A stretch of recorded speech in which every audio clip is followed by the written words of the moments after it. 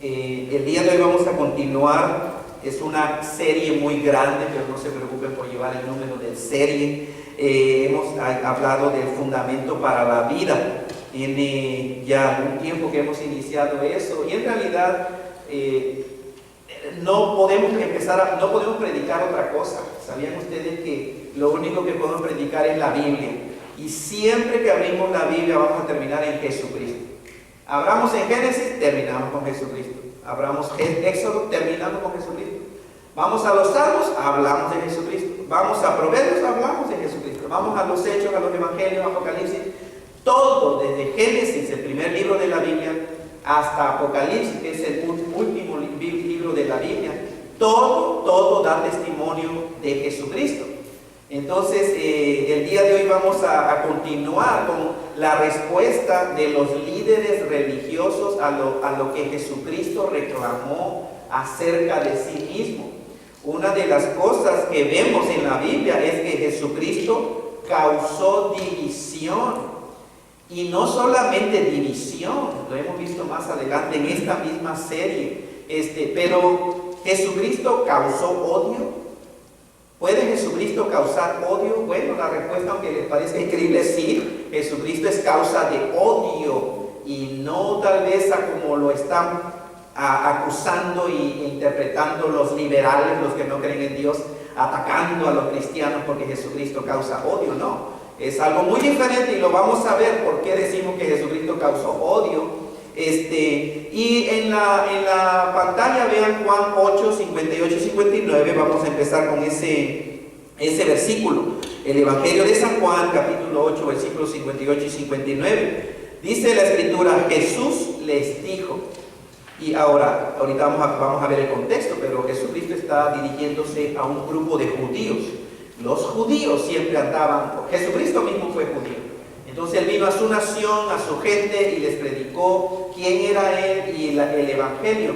Entonces siempre lo rodeaban judíos. Había un grupo especial, sabían ustedes, religiosos. Los fariseos eran sacerdotes del judaísmo. Los escribas que traducían, copiaban las escrituras. Entonces dice: Jesús les dijo: de verdad les digo, antes que Abraham fuese, yo soy. Tomaron entonces piedras para arrojárselas. Pongan atención a la reacción de amor de la gente, de los religiosos.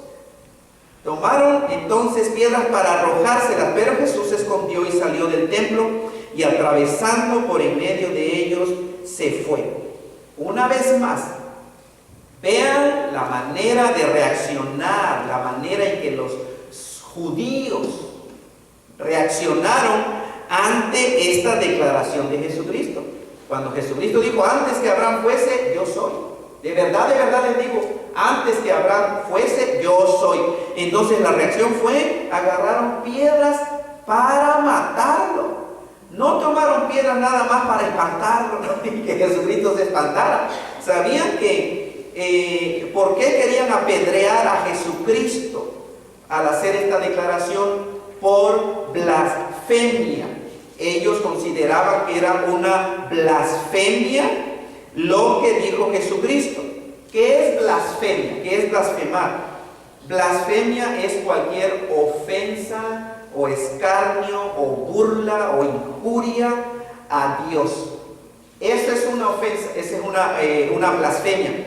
Todo lo que ellos, los judíos, consideraban que ofendía o desacreditaba el nombre de Jehová Dios, era una ofensa o blasfemia y merecía ser castigado, según los judíos. Ahora, ¿cuál era el castigo por la blasfemia? ¿Cuál piensan ustedes que era el castigo por blasfemar? La muerte. La muerte era algo serio. Blasfemia para el judaísmo, para los líderes religiosos y los judíos, no era cualquier cosa. Era algo serio. ¿Y cómo ejecutaban ese castigo de muerte? A pedradas. Ahora es interesante de que este grupo de judíos estuviera tan enojado cuando Jesucristo hizo esa declaración, que agarraron piedras para ahí mismo, agarrar a pedradas y matar a Jesucristo. ¿Y por qué digo que es interesante? Porque ellos mismos querían querían en ese momento hacer justicia, de acuerdo a ellos, ¿cierto? Justicia es, hay que agarrarlo a pedradas y matarlo. Pero ellos no tenían autoridad de dar muerte a nadie. Escuchen, ellos como judíos estaban subyugados por el imperio romano. Los romanos podían dar la orden y la sentencia de muerte. Ellos sí podían ejecutarla, pero los judíos no. Cuando vivieron los judíos en tiempo de Jesucristo, los romanos lo controlaban. Los romanos les dieron cierto poder a los líderes religiosos para hacer asuntos de su religión judía. Y si era calumnia, ellos sabían qué hacer y los romanos los dejaban. Pero no les permitían ejecutar la pena de muerte. Aquí los judíos estaban tan enojados que ellos mismos en ese momento agarraron piedras y obviamente era para matar a Jesucristo. ¿Pero por qué? Bueno, vean, el contexto de esta narración. ¿Saben qué es el contexto cuando decimos el contexto bíblico? Por ejemplo, si ustedes van ahí a Juan 8, 58 y 59, como está en la pantalla, cuando decimos el contexto significa lo que está sucediendo, es decir, en el orden bíblico, los versículos anteriores o los versículos que siguen. ¿Qué cosa es lo que está sucediendo? ¿Cuál es la narración? ¿Qué está sucediendo y por qué Jesucristo hizo esa declaración? Ahora, en el contexto, vean los versículos 56 y 57. Dice, Abraham vuestro padre, Jesucristo mismo hablando. Abraham su padre, dice, se gozó de que había de ver mi día y lo vio y se gozó. Entonces los judíos le dijeron, aún no tiene ni siquiera 50 años y has visto a Abraham. Entonces fue cuando Jesucristo hizo esa declaración. De verdad les digo que antes que Abraham fuese, yo soy. Entonces vean, Abraham existió aproximadamente entre 1800 a 1900 años antes que Jesucristo naciera en esta tierra. Más o menos 1800 o 1900 años existió Abraham. Entonces vean, desde Abraham hasta Jesucristo pasaron más o menos 1800, 1900 años. Y ellos conocían, los judíos conocían a Jesucristo, porque era muy conocido. José María, ¿cómo no van a conocer a esa mujer que adulteró, que cometió fornicación y salió embarazada antes de casarse con su esposo José? Conocían a Jesucristo. Entonces, cuando hace esta declaración, Jesucristo, Abraham, su padre de los judíos, se gozó de que había de ver mi día y lo vio y se gozó. Ellos no entendieron esa manera de expresarse porque lo tomaron literal, hermano. Entonces le dijeron, pero si ni siquiera tiene 50 años.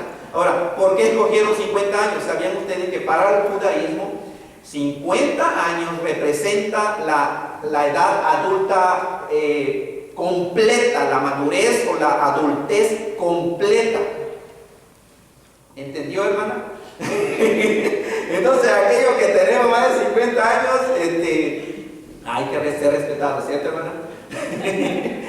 Ok, pero entonces vean, por eso es que los judíos dijeron, todavía no tienen ni siquiera 50 años.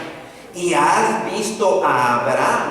Y Cristo le dijo, antes que Abraham existiera, yo soy. Entonces vean, notemos que Jesucristo no dijo que Él vio a Abraham, sino que Abraham vio su día. Como está en la pantalla, Abraham se gozó de ver mi día y lo vio, dice. Ahora, los judíos consideraban muy privilegiadas a las personas que habían visto a Abraham. Abraham para los judíos es un personaje de suma importancia. Nuestro padre Abraham, a quien Dios le hizo la promesa de la redención, de que en su simiente, en su descendencia, iban a ser benditas todas las familias de la tierra. Entonces, los judíos consideraban, esa gente dichosa, los que vivieron en tiempos de Abraham, eran muy privilegiados. Haber visto al padre Abraham era un grandísimo privilegio. Y ellos sabían que Abraham había existido muchos años atrás. Entonces lo que estaba pasando era, ¿cómo era posible que Jesucristo lo haya visto si no tenía ni siquiera 50 años de edad? Pero Jesucristo dijo, notemos la declaración de Jesucristo, antes que Abraham fuese, antes siquiera que Abraham existiera, antes, entonces ¿cuánto? 1900 años. Dijo Jesucristo, yo existo, yo soy. Esa declaración fue lo que prácticamente encendió a los judíos con tanto enojo. Contrastar y agarrar al padre Abraham y decir yo existo, yo soy, más bien no dijo yo existía, yo ya existía antes de Abraham, sino noten la manera en que lo pone Jesucristo. Antes que Abraham existiera, yo soy, yo existo. Y ellos sabían muy bien esa expresión. Esa expresión saben que nadie se la podía atribuir. Solo Jehová Dios, el self-existent God, el Dios que existe propiamente, la fuente de toda vida, para ellos era Jehová. Yo no sé cuántos de ustedes conocen eso se llama tetragramatón. Tetragramatón, tetra que es en griego, eso es hebreo, pero la palabra tetragramatón es en griego, es interesante. Tetra quiere decir 4, gramatón letras, 4 letras.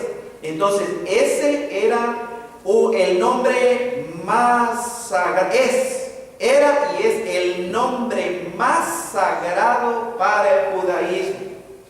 Y así como lo ven en la pantalla, se lee de derecha a izquierda. El hebreo se escribe de derecha a izquierda. Nosotros escribimos de izquierda hacia la derecha. Entonces son las palabras, 4 letras hebreas, Yod, Hei, Vav y Yod. Y Hei, otra vez.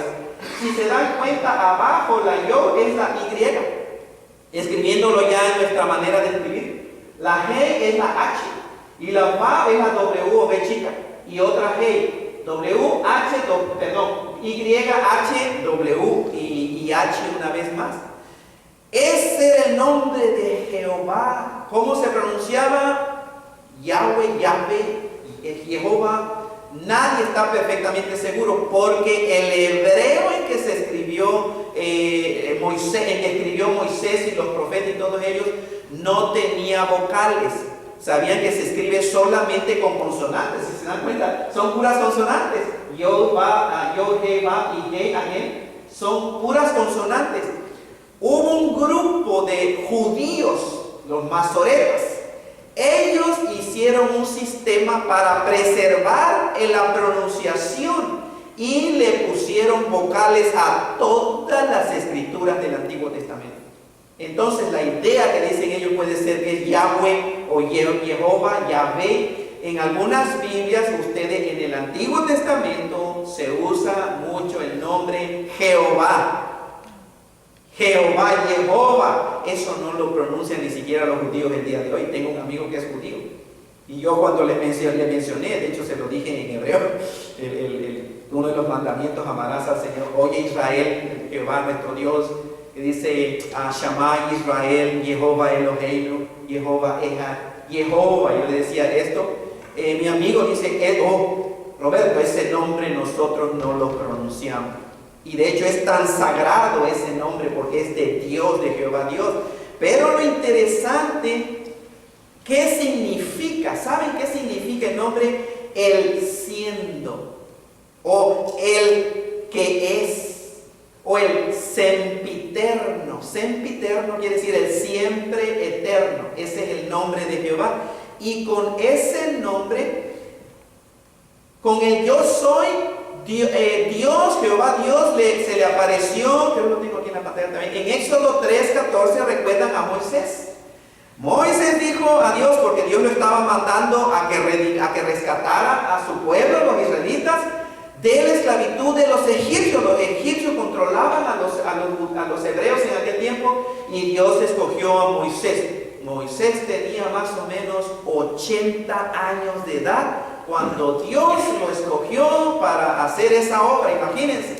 Entonces no es demasiado, nunca es demasiado tarde para cumplir la voluntad de Dios. Éxodo 3:14, y vean la manera en que Moisés está como queriendo quitarse el compromiso de que Dios lo estaba mandando, dijo Moisés a Dios: he aquí que llego yo a los hijos de Israel y les digo: el Dios de vuestros padres me ha enviado a ustedes. Si ellos me preguntaren cuál es su nombre, ¿qué les responderé? La excusa de Moisés, como si fuera cual cosa difícil, ¿no? Y Moisés dice, respondió Dios a Moisés: yo soy el que soy. Vean, dijo, así dirás a los hijos de Israel: yo soy, me envió a ustedes. El nombre de Jehová, ese que vieron en la pantalla, el tetragramatón, representa formas del verbo yo soy. Y algunos piensan que el tetragramatón significa el quien fue, el quien es y el quien será, es decir, el eterno. Es siempre yo soy. No yo fui, yo era, yo seré, no, yo existo, yo soy. Los judíos sabían perfectamente eso. Ningún ser humano se podía atrever a hacer esa declaración.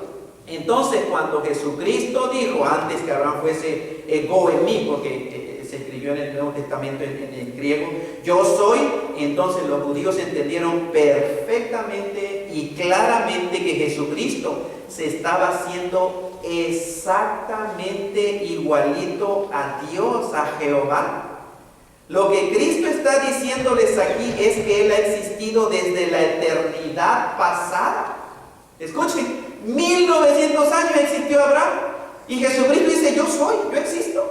Antes que siquiera que Abraham existiese, yo soy.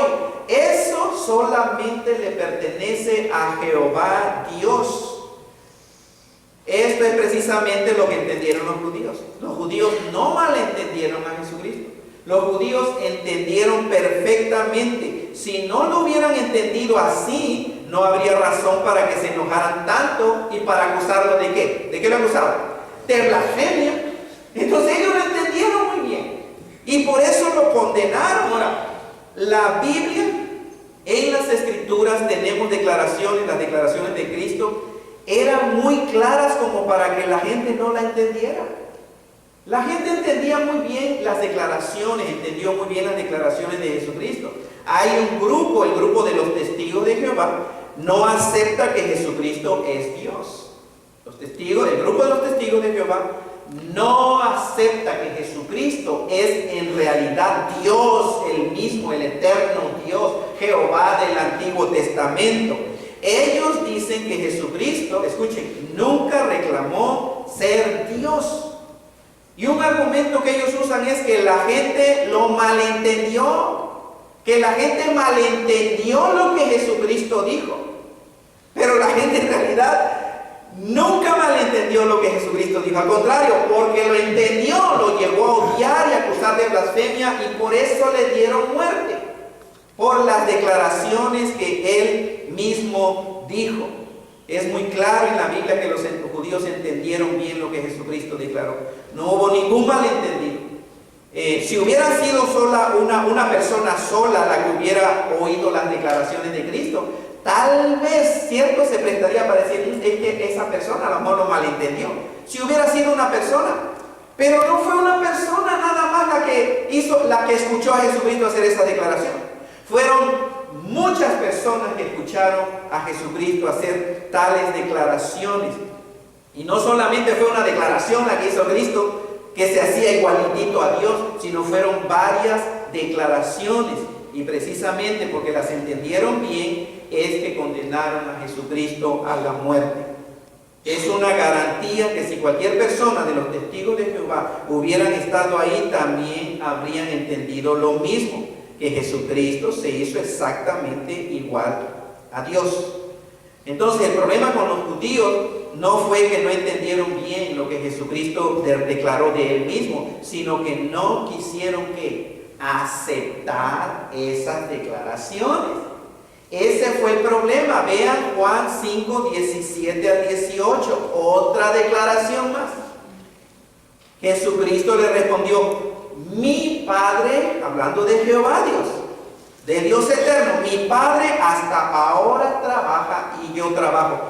Pero miren la reacción, miren lo que dice la Biblia. Por esto los judíos aún más procuraban matarlo, porque no solo quebrantaba el día de reposo, sino que ¿qué? Sino que también decía que Dios era su propio Padre. ¿Y qué más dice? Haciéndose igual a Dios. Una vez más, ¿por qué razón los judíos procuraban matar a Jesucristo? Al menos aquí en este pasaje del apóstol San Juan tenemos dos razones. Uno, porque quebrantaba el día de reposo. Dos, porque ¿qué? Porque decía que Dios era su propio Padre, y de esta manera Jesucristo dice, se estaba haciendo igualitito acerca de Dios. Entonces, ¿entendieron bien los judíos lo que Cristo reclamaba acerca de sí mismo? ¿Entendieron bien? Claro que sí, lo entendieron muy bien. Como lo hemos dicho anteriormente, Jesucristo en realidad no quebrantó el día de reposo. ¿Qué fue lo que le daba coraje que quebrantara a Jesucristo a los judíos? No, la ley no. Cristo nunca jamás quebrantó la ley. Él cumplió la ley. Su interpretación de la ley, su legalismo, sus tradiciones, eso les daba coraje a los fariseos. Cristo no violó el día de reposo, pero ellos, recuerden que los judíos se hicieron leyes y pusieron tanto legalismo como no hacer nada el día sábado, que quién sabe qué, ni siquiera escupir en el polvo, porque haces barro, y si haces lodo ya es trabajo, tienes que escupir en una roca. Hicieron tantas reglas. Entonces cuando vino Cristo, tal parece, si ustedes leen los evangelios, tal parece que Jesucristo, cada una de esas tradiciones tontas que ellos tenían, esas sí Jesucristo las quebrantó una y otra y otra y otra. En el día de reposo escupió en el polvo. Jesucristo hizo lodo. Lo que ellos, está violando el día de reposo, Jesucristo lo hizo.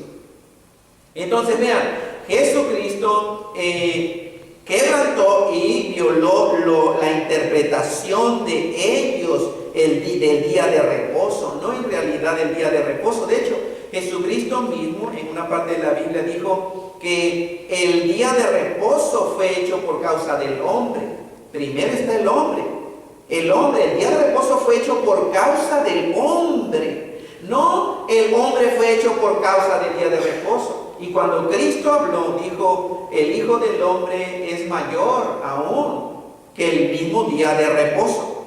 Pero vean, la religiosidad en las personas los hace ciegos a la verdad de Dios. La religiosidad en las personas los hace ciegos, los hace sordos a la verdad de Dios. También dentro del mismo cristianismo el día de hoy, el legalismo en muchos cristianos los hace ciegos a la verdad de Dios. Son cristianos, son creyentes, pero hay tantas iglesias donde el día de hoy se está predicando un legalismo. Entonces el legalismo hace eso, hace ciega a la gente, se tapan los oídos, sordos, no quiero escuchar la verdad de Dios. El legalismo hace a la persona arrogante, y Dios desecha al arrogante, no le va a revelar su gracia. ¿A quién le da gracia Dios según la Biblia? ¿Recuerdan el apóstol Santiago? Dios da gracia al humilde, al soberbio Dios lo resiste. Por eso es que el legalista, mientras tenga esa actitud de legalista y que solo mi iglesia y solo mi pastor y solo mi religión, olvídense, esa persona así de legalista no le va a Dios a revelarle su gracia. Tiene uno que humillarse, que poner un corazón humilde, al menos decir, Dios, esto es lo que me han enseñado, esto es lo que yo he creído, Dios, pero Señor, estoy dispuesto a que tú me hables, a que tú reveles tu verdad en mi corazón, y así como tú me la reveles, Señor, yo lo voy a creer. Dios entonces da gracia a esa persona. El legalista se cierra, y olvídense, por eso es que sigue siendo legalista muchas veces por el resto de su vida. Es común y tristemente cuando la gente tapa sus oídos a la verdad de Dios, así como está revelada en la Biblia, solo por continuar creyendo y practicando sus tradiciones religiosas. Entonces, cuando Cristo dijo, mi Padre hasta ahora trabaja y yo trabajo, con toda seguridad los judíos relacionaron con esto, la declaración de Jesucristo, de mi Padre trabaja y yo trabajo, con la función de los sacerdotes del templo en el Antiguo Testamento. ¿Cuál era la función de los sacerdotes en el Antiguo Testamento? Siempre estar intercediendo ante Dios en favor de la gente. Ese era un sacerdote. ¿Y sabían ustedes que ellos no descansaban en lo más mínimo? En el templo no había bancas, no había asiento, intencionalmente, porque el sacerdote no tenía tiempo para descansar. Ellos nada más se turnaban los sacerdotes, pero día y noche, 24 horas al día, 7 días a la semana, 365 días del año, día y noche el templo estaba abierto, siempre tenía que estar un sacerdote, siempre tenía que haber sacrificios, siempre el fuego del altar tenía que estar encendido, nunca jamás se podía apagar. Entonces, cuando Jesucristo dijo, mi Padre hasta ahora trabaja y yo trabajo, ellos, los judíos, lo relacionaron con los sacerdotes del templo. Y esa era la función de los sacerdotes. Desde la perspectiva de Dios el Padre, de Jehová Dios, de los judíos, ¿sabían ustedes que Jehová Dios siempre está activo, continuamente? Jehová no descansa para los judíos. Aún en el día de reposo, Jehová es soberano. Jehová tiene que estar trabajando. Para los judíos, para Dios no existe descanso en su obra de la creación. Dios no solo creó el mundo, sino que también lo sustenta con su poder. Dios está activo todo el tiempo. Dios no descansa. O sea, ¿habían pensado en eso? Que Dios no está descansando. Él está activo continuamente, porque si Él descansara de su creación, pues su creación desaparece. Dios no solamente hizo la creación y el mundo, sino que está sustentando su mundo y su creación con su poder. Entonces los judíos sabían muy bien a qué se refería Jesucristo. Jesucristo está declarando que Él mismo, al igual que su Padre, está continuamente trabajando y no conoce descanso ni siquiera en el día de reposo. Eso entendieron los judíos. Lo entendieron muy bien. Además, vean, además de esto, Jesucristo, cuando se refería a Dios, ¿cómo decía de Dios? Mi Padre. Mi Padre. No decía nuestro Padre. Cuando le preguntaron a Jesucristo cómo enséñanos a orar, dijo, bueno, pues ustedes orarán así: Padre nuestro que estás en el cielo. Jesucristo le enseñó, ustedes oren Padre nuestro que estás en el cielo, colectivamente, pero Él decía mi Padre. Cuando se dirigía a Dios decía Padre. Entonces vean, cuando Jesucristo decía mi Padre, obviamente de esta manera se hacía exactamente igual a Dios. En su esencia, Jesucristo, si es hijo de Dios, Él mismo es Dios. Y mucha gente tiene conflicto en entender esto. Dicen, pero ¿cómo va a ser? Bueno, porque así es. Y el mejor ejemplo, o el ejemplo más simple, tal vez algunos no lo comprenderán, pero yo digo, bueno, si un animal tiene un hijito, es un animal, no es un ser humano el que tiene, ¿cierto? Si un pez tiene un hijito, pues es un pez también, no es un caballo.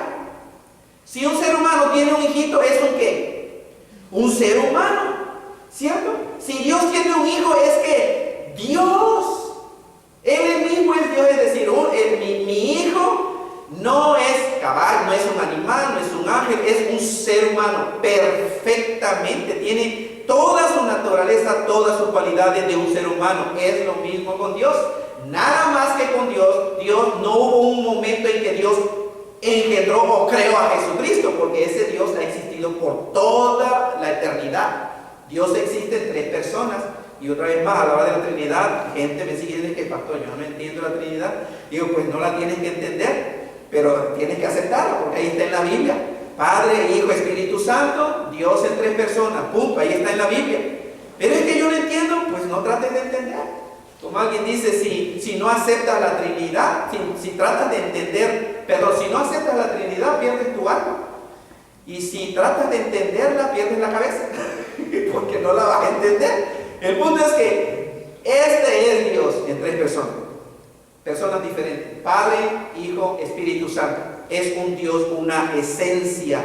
Entonces vean, cuando dijo Jesucristo, le decía, mi Dios, mi Padre, perdón, los judíos entendieron precisamente que se estaba haciendo exactamente igual a Dios. Y por eso querían procurarlo, lo procuraban matar más por esas dos cosas. Las personas que escucharon hablar a Jesucristo entendieron muy bien lo que Él dijo acerca de sí mismo, pero escogieron no creerle. De igual manera, el día de hoy las personas entienden muy bien los reclamos de Jesucristo, tal y como están revelados en la Biblia, pero mucha gente, tristemente, no quiere aceptar tales declaraciones como válidas o verdaderas. Por esta razón, muchos dicen, así como los testigos de Jehová, es que lo malentendieron. Jesucristo nunca declaró que era el Dios mismo, pero lo malentendieron y así se ha venido, lo han venido haciendo Dios. De hecho, hay hasta libros en contra de la deidad de Jesucristo. Dicen la deificación de Jesucristo, que fue un simplemente hombre, pero con el tiempo empezaron a añadirle y a decir más cosas y puro mito. Eso es totalmente falso. Eso es totalmente falso. Este libro es el libro más digno de confianza que tenemos la raza humana. ¿Sabían? Es increíble el testimonio de tantos escritos. Tenemos escritos aún del siglo II y apoyan todas las declaraciones. No hay tal cosa como que en aquel tiempo se hicieron ciertas declaraciones de Jesucristo y las vinieron cambiando. Eso es totalmente falso. Eso es un argumento tonto que no tiene sustento. Y ese argumento lo van a escuchar ustedes allá afuera de la gente. Pero es falso. ¿Sabían ustedes que no? Los escritos que apoyan la narración histórica de la existencia de Jesucristo y sus declaraciones generalmente no ha cambiado. Existen unas simples variaciones de puntos, de comas, de alguna palabra que se malentendió, pero que no cambia para nada la esencia de las declaraciones de Jesucristo. Esa es la verdad. Pero mucha gente el día de hoy escoge no creer y empieza mejor a inventar cosas que no tienen sustento. Una de ellas es como lo que dicen los testigos de Jehová, que es que la gente ha venido cambiando las declaraciones, etc. Y la pregunta que yo pudiera hacer a esas personas es, ¿cómo sabemos si es verdad entonces? Okay, ¿cómo podemos saber si esto es verdad? Mi respuesta es a esa gente de la misma manera que sabemos que es verdad la existencia y las declaraciones de Shakespeare, de Benito Juárez, de George Washington. ¿Cómo sabemos que es verdad la existencia y las declaraciones de Shakespeare, Benito Juárez y George Washington? ¿Cómo sabemos? ¿Cómo lo sabemos? Si no vivimos en ese tiempo, ¿cierto? ¿Pero a qué recurrimos? A la historia. ¿Por qué? Porque es digna de confianza. Hubo gente que vivió con Shakespeare, con Benito Juárez, en los tiempos de George Washington. Y ellos atestiguan de que realmente fueron esas sus declaraciones. Entonces vean, de la misma manera nosotros tenemos el registro histórico de las Sagradas Escrituras. La gente no cuestiona los escritos de Shakespeare. ¿Sabían más o menos cuántos manuscritos de Shakespeare existen? Sí saben, ¿verdad? ¿No han oído ustedes de Shakespeare, las obras de Shakespeare? Un librón así que venden a veces en Barnes & Noble o en Sears. A Shakespeare, las obras de Shakespeare. ¿Quién cuestiona a Shakespeare? Lo compran y todo. Nadie. Y solamente existen más o menos 700 manuscritos de la Biblia y los escritos de Jesucristo. ¿Saben cuántos existen? Existen más o menos 5.500 manuscritos. Si aceptas, como le he dicho, si aceptas sin cuestionar 700 manuscritos y dices que Shakespeare existió y las declaraciones son válidas, a fortiori entonces tienes que aceptar las declaraciones de Cristo Jesús porque son mayores. Más de 5.000 manuscritos del Nuevo Testamento en el idioma griego confirman y apoyan que la Biblia es digna de ser creída y de ser confiada. Son registros históricos legítimos, válidos. Así sucedieron las cosas. Pero con la gente gente cuando se trata de la Biblia, entonces dice, no, la Biblia la vinieron cambiando. ¿Por qué no razona así con los escritos históricos de Benito Juárez y George Washington? No, entonces se dan cuenta que el problema en realidad no es que no entienden la Biblia. ¿Cuál es el problema? Incredulidad. Punto. No quieres creer y punto. Ese es el problema de la raza humana. ¿Entiendes? Y eso no hay manera de convencer a una persona que no quiere creer. Nadie, ni el mismo Jesucristo. Si viniera Jesucristo, probablemente va a decir, no te creo. O sea, no creo y nadie me saca de él. Entonces, si no quiere creer, pues no vas a creer, no importa todos los argumentos sólidos, reales, genuinos, racionales que se te pueda dar. Si el ser humano dice no quiero creer, pues entonces no vas a creer y punto. Pero entonces vean, el asunto real es la incredulidad. No, el ir a toda persona que va a la Biblia va a darse cuenta de las declaraciones de Cristo Jesús. Vean Juan capítulo 10. Entonces los judíos volvieron a tomar piedras. Vean la reacción llena de amor, ¿no?, de los fariseos. Volvieron a tomar piedras para apedrearle. Jesús les respondió: muchas buenas obras les he mostrado de mi Padre. ¿Por cuál de ellas me apedrean? Le respondieron los judíos diciendo: por buena obra no te apedreamos, sino ¿por qué? Por la blasfemia. Porque tú, siendo hombre, te haces Dios. Díganme si entendieron o no los judíos las declaraciones que Jesucristo hacía. Claramente, sí la entendieron y por eso tomaron piedras. Claramente, vean específicamente cuál era la acusación de blasfemia acerca de Cristo Jesús. Porque tú, siendo hombre, te haces Dios. Más claro no puede ser esto. Cristo se hizo igual a Dios. Si nosotros hubiéramos estado ahí, nos íbamos a tener que enfrentar con esa cuestión. Pero de que lo íbamos a ver claramente, Cristo se estaba haciendo exactamente igual a Dios. La gente lo oyó, la gente entendió, pero la gente lo rechazó. ¿Cómo consideraban a Cristo? Como un hombre solamente. ¿Fue Cristo un hombre? Claro que sí, pero Jesucristo no fue solamente un hombre.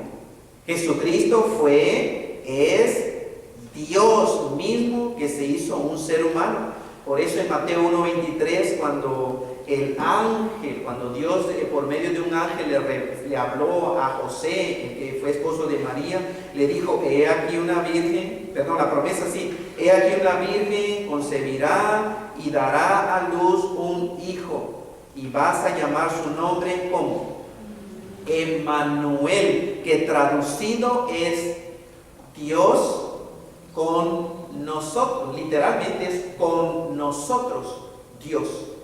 Ese es el nombre, ese es el significado del nombre Emmanuel. Y de hecho, cada vez que vean un nombre que nosotros usamos que tiene la palabra Él es otro nombre con que aparece Jehová en el Antiguo Testamento. Todo Rafael, Jehová sana. ¿Por qué? Porque Él quiere decir Dios o Jehová. Emmanuel, con nosotros Dios, etcétera. Entonces vean, el mensajero que Dios envió a José, esposo de María, dijo que el ser que les iba a nacer sería llamado con nosotros Dios. ¿Qué significa esto? Que cuando Cristo nació en este mundo hace más o menos 2000 años, era Dios mismo estando con nosotros, la raza humana. Que el Espíritu Santo de Dios revele esto en este momento, en su corazón, en su entendimiento. Hace 2000 años, estamos en el año 2014, hace más o menos 2000 años que pasaron. Dios se hizo un ser humano, el Dios vivo y verdadero, el creador de los cielos y de la tierra, el único Dios genuino, real que existe, porque no hay otro Dios. Todos los demás dioses son falsos, inventados por las religiones y por la gente que no quiere aceptar la veracidad simple que está aquí en las Sagradas Escrituras. Dios se hizo un ser humano y habitó, vivió, caminó aquí con gente. Dios. ¿Cuándo sucedió este grandioso evento? Más o menos hace 2000 años. Juan 1, del 1 al 4 y el versículo 14, vean, así empieza el Evangelio de San Juan. En el principio era el verbo, en el griego es logos. En el principio era el logos. ¿Qué quiere decir logos? Verbo, palabra. ¿De quién está hablando? De Jesucristo, Dios Hijo, Padre Hijo. En el principio era el verbo, Jesucristo. Y el verbo, Jesucristo, el logos, estaba con Dios. Prostonteón quiere decir cara a cara con Dios. Jesucristo el verbo. Y el verbo Jesucristo era Dios. Versículo 2. Este verbo Jesucristo era en el principio con Dios. Todas las cosas por Él, por este verbo Jesucristo, el Logos de Dios, fueron hechas. Y sin Él, el verbo Jesucristo, nada de lo que ha sido hecho fue hecho. En Él, en el verbo Jesucristo, el Logos de Dios, estaba la vida. Y la vida era la luz de los hombres. Así empieza Juan capítulo 1. Pero miren, sigue hablando. En el versículo 14 dice, y aquel verbo, ¿qué dice? Fue hecho una persona, fue hecho gente. Y aquel verbo, lo que acaba de decir primero Juan, en el principio era el verbo y el verbo estaba con Dios y el verbo era Dios. Y todo lo que acabamos de leer dice, y ese verbo fue hecho gente, fue hecho una persona, dice, y habitó con nosotros entre la gente. Ese verbo que es Dios mismo se hizo un ser humano y habitó entre nosotros, la raza humana, hace más o menos 2000 años. Dice, y vimos su gloria, gloria como del unigénito del Padre, lleno de gracia y de verdad. Entonces, ¿por qué los líderes judíos no quisieron aceptar a Jesucristo ni sus declaraciones acerca de Él? Dureza de corazón y orgullo religioso. Su religiosidad los encegueció para no ver la verdad que tenían ante sus narices. Jesucristo mismo. Ellos vieron con sus propios ojos los milagros que Cristo hizo. Escuchen, a los ciegos los hizo ver, a los paralíticos los hizo andar, echó fuera demonios, calmó tormentas de tempestades, multiplicó la materia. ¿Cómo va a multiplicar y alimentar a casi 10,000, 12,000 personas con unos panecitos y unos peces? Jesucristo caminó sobre el agua. Ellos lo vieron. Jesucristo resucitó muertos. ¿Lo vieron? Entonces, ¿qué más necesitaba la gente ver para convencerse de que en verdad este hombre era y es el Hijo de Dios Altísimo? Es Dios hecho una persona. Tal vez nosotros el día de hoy movemos la cabeza y decimos, pero qué bárbaro, ¿no? Esa gente. Y algunos dicen, si yo hubiera estado ahí, si yo hubiera estado ahí en el tiempo de Cristo, yo sí iba a creer. Bueno, quién sabe. Amén, la verdad, quién sabe, pero con mucha tristeza vemos que el día de hoy sucede prácticamente lo mismo. La gente ve el poderoso cambio que Jesucristo produce en gente, en otras personas, en individuos, ¿cierto? En un ser humano. Vean, la gente ve como los borrachos, cuando aceptan a Cristo Jesús, dejan de emborracharse. La gente ve como los drogadictos dejan de usar drogas. La gente ve cómo los que practican homosexualismo dejan de practicar el homosexualismo. La gente ve cómo los mujeriegos dejan de andar con mujeres, cómo los abusadores dejan de abusar. La gente ve lo que el cristianismo hace, cómo los estafadores comienzan a ser honestos, los ladrones dejan de robar, los hombres machistas comienzan a tratar con amor a sus esposas. Las mujeres rebeldes que le faltan el respeto a sus esposos comienzan a tomar el papel que Dios les ha dado para respetar y apoyar a sus esposos. Eso lo hace el Evangelio. Cristo Jesús, cambio, transformación. La gente ve esos cambios en nosotros. Pero vean Aún más, la gente ve que los matrimonios destruidos vuelven a ser restaurados. De hecho, hemos tenido testimonio de personas ya divorciadas que se vuelven a casar con la misma persona. Sin embargo, es claro ver cómo la gente, aún viendo estas cosas, escoge no creer. Escogen no creer y continúa rechazando a Jesucristo y su verdad.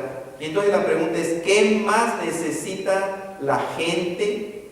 O tú, si no has aceptado a Jesucristo como el verdadero Dios, ¿qué más necesitas para creer y confiar que en verdad Jesucristo es lo que Él reclamó ser? El Hijo del verdadero Dios vivo, del único Dios. Ahora alguien puede decir, pero es que yo conozco una persona que dice que es cristiano y engañó a su esposa, ¿cierto? Yo conozco a un pastor que abusó a un niño. Yo conozco a una mujer que dice que es cristiana, pero es bien chismosa y le grita a su esposo. O yo una vez fui a una iglesia, pero nada más me querían sacar mi dinero. ¿Han escuchado razonamientos así? Yo por eso mejor no voy a la iglesia, mejor no creo en Jesucristo y mejor me quedo con mi religión. Ese es un argumento de la gente que para mí viene de Satanás.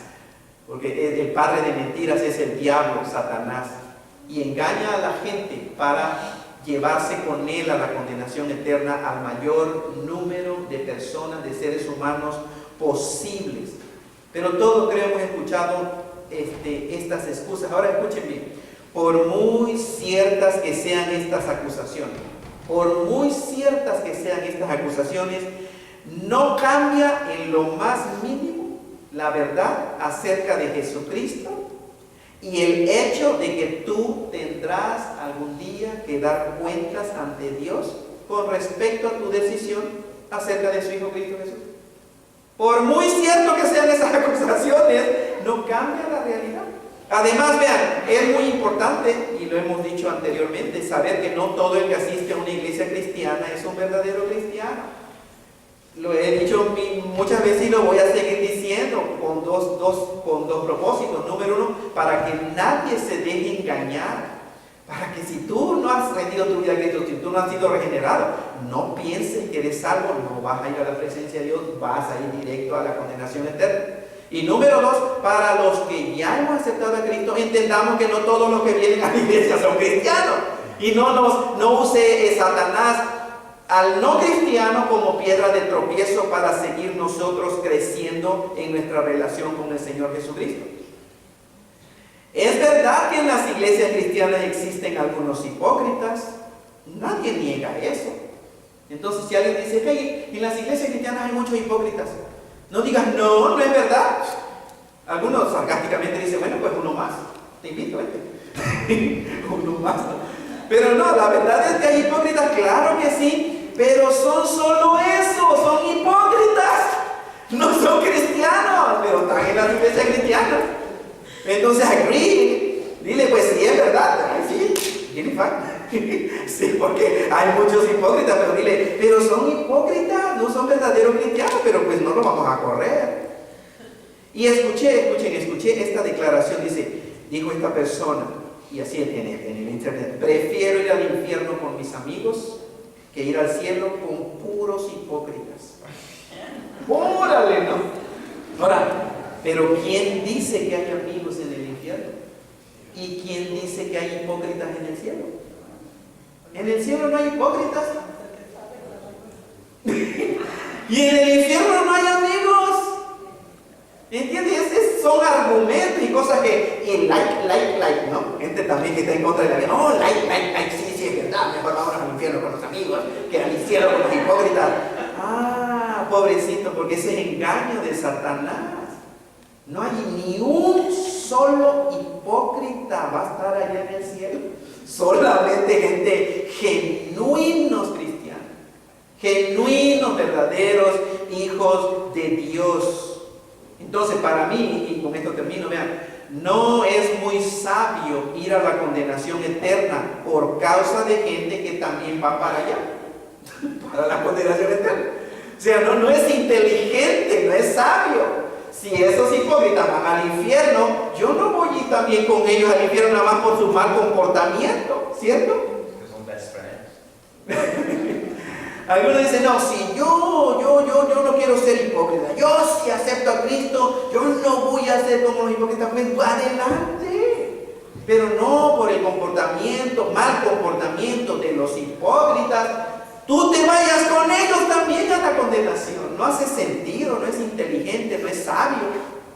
Déjalo que se vaya, pero tú entiendes lo que la Biblia enseña. Jesucristo es Dios que se hizo una persona.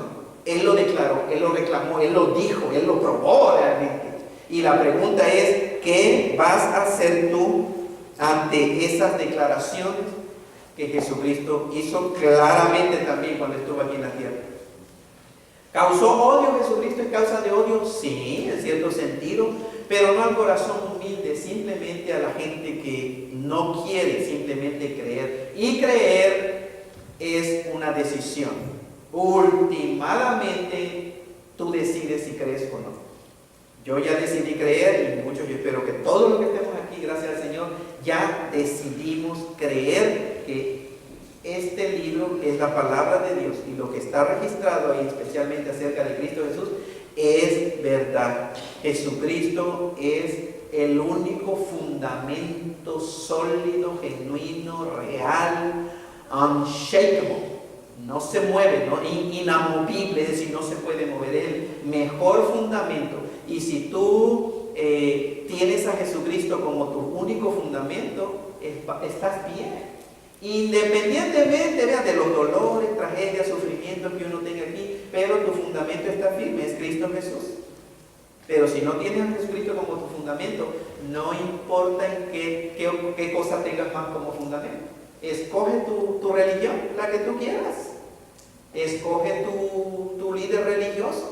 Escoge tú lo que tú quieras. Escoge, es lo mismo. Vas a la condenación eterna. Y eso no va a llenar el vacío de tu corazón. Eso no va a regenerar tu corazón. Pónganse de pie, pongámonos de pie. Vamos a orar para terminar.